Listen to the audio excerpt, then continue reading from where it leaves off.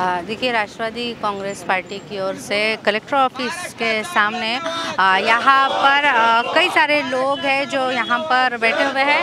वारसा विचारांचा मार्ग संघर्षाचा, इस तरीके से ये लोग यहाँ पे अपनी कई सारी मांगों को लेकर धरने आंदोलन कर रहे हैं। हम लोग देख सकते हैं कि राष्ट्रवादी कांग्रेस पार्टी के सभी लोग यहाँ पर बैठे हुए हैं। पार्टी के सभी पदाधिकारी यहाँ पर मौजूद हैं। कई सारे दिनों के बाद हम लोग राष्ट्रवादी कांग्रेस पार्टी को जिलाधिकारी कार्यालय के सामने देख रहे हैं।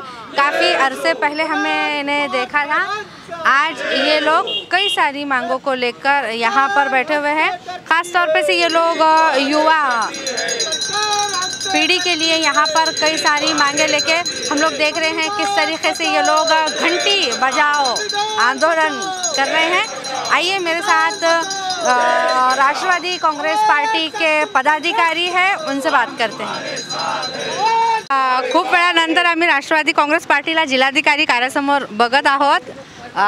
अनेक आपल्या मागणीसाठी तुम्ही जर बसलेलो आहे, काय सांगणार?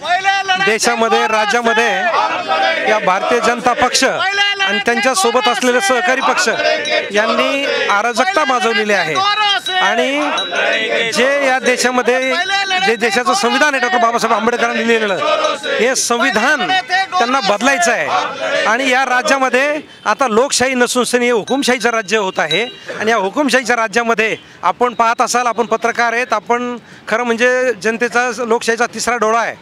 तर या ठिकाणी देशामध्ये राज्यामध्ये आज जेवढे काही विरोधातले लोक आहेत जे चांगलं काम करतात, समाजासाठी काम करतात, ज्यांचे पक्ष प्रबळ आहेत, अशा लोकांना या ठिकाणी त्यांना ईडीचा धाक दाखवून सनी त्यांना खोट्या कारवाया करून त्यांना या ठिकाणी अटक केली जाते, त्यांच्यावरती कारवाया होतात आणि त्यांना भीती त्यांच्या मनात निर्माण करायचा प्रयत्न चालला आणि विरोधकाचा आवाज दाबण्याचा प्रयत्न चालू आहे।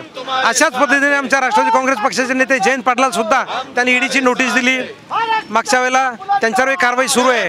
आता आमचे आमदार रोहितदादा पवार युवा नेतृत्व महाराष्ट्राचं आहे, ते एक चांगलं उभरतं नेतृत्व आहे, चांगलं काम राज्यात करतायत। तर त्यांच्यावर तर ईडीची कारवाई आहे ना, आज त्यांच्यावरती एक मागच्या तारखेला 1 तारीख झाली ना, आजही 1 तारखेला त्यांना ईडी कार्यालयात बोलवलं म्हणून त्यांचा शासनाचा निषेध करण्यासाठी आम्ही आज ठिकाणी बसलोय। आणि दुसरा विषय तुम्ही पाहिला असेल की आजपर्यंत भारतीय जनता पक्षाने शिवसेना फोडली, राष्ट्रवादी काँग्रेस फोडली, हे सगळं फोडोफोडीचं राजकारण करून पाहिलं, परंतु त्यांना तरी लोकसभेमध्ये बहुमत मिळत नाही आहे। जनता त्यांच्या विरोधात आहे एवढं करून, एवढे लोक सोबत घेऊन, आणि म्हणून त्यांनी आता हा सगळा त्रास देण्याचा प्रयत्न केला की त्यांना या ठिकाणी दो पक्ष ठेवायचाच नाही आहे, फक्त भारतीय जनता पक्ष जो माणूस येईल त्याला फक्त सोबत ठेवायचं आहे। तुम्ही पाहिलं असेल की अजित पवार हे आमच्या गटात होते, शिवसेनेची मंडळी होती, अजित दादांकडे 70,000 कोटीचा घोटाळा आदल्या दिवशी सांगत होते, आज रात्री बोलत होते मोदी, आणि रात्री जाऊन ते भेटले, त्यांना तिकडे घेतलं, त्यांना ते 70,000 कोटीचा घोटाळा बाजूला गेला, त्यांना उपमुख्यमंत्री राज्याचं केलं। दुसरी त्यांच्यावरती कारवाई शिखर बँकेची कारवाई सुरू होती, तुम्ही आपण पाहिलं असेल का, आजच रात्री सगळ्या टीव्हीवर चालू होती, शिखर बँकेतून सनीसुद्धा त्यांना क्लीन चिट मिळाली।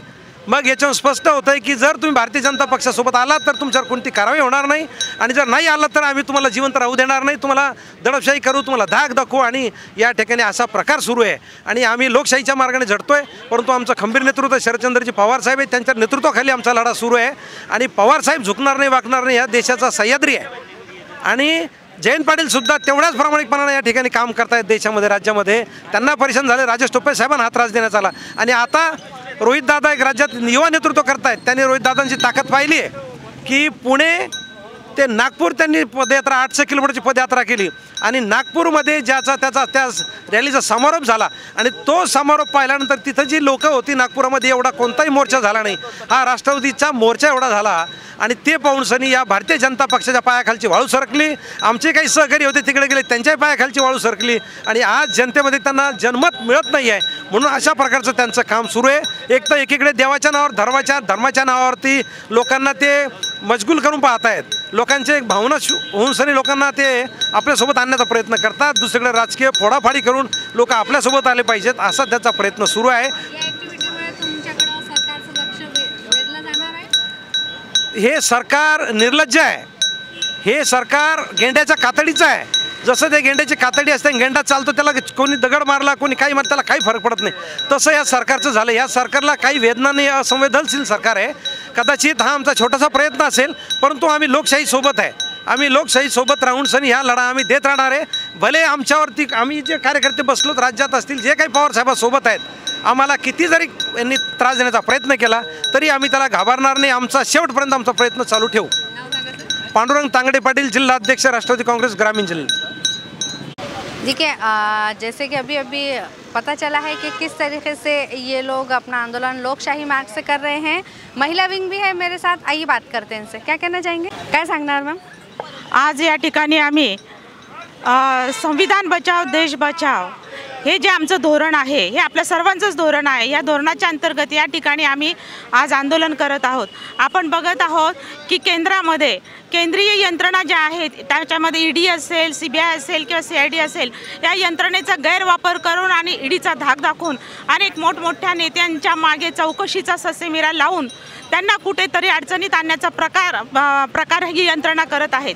त्या राष्ट्रवादी काँग्रेसच्या वतीने ह्या गोष्टीचं तीव्र शब्दामध्ये निषेध व्यक्त करतोय की अशा सगळ्या नेत्यांना तिकडं न्यायचं आणि भाजप सरकारमध्ये असलेल्या वॉशिंग मशीनमध्ये त्यांना टाकून त्यांना पवित्र करायचं आणि सत्तेमध्ये घ्यायचं, हे सगळं सर्वसामान्य लोकांच्या लक्षात आलेलं आहे. आम्ही ह्या जैसे कि महिला विंग की ओर से बताया गया है, जैसे कि बीजेपी वॉशिंग मशीन में जाकर जो लोग सब साफ सुथरे होकर बाहर निकल रहे हैं, उन्हीं का ये लोग निषेध यहाँ पर इस तरीके से कर रहे हैं. क्या वाकई में क्या ये इनका एक ये जो प्रयास है सरकार का अपने तरफ ध्यान खींचने का, तो क्या ये वाकई में पूरा होगा?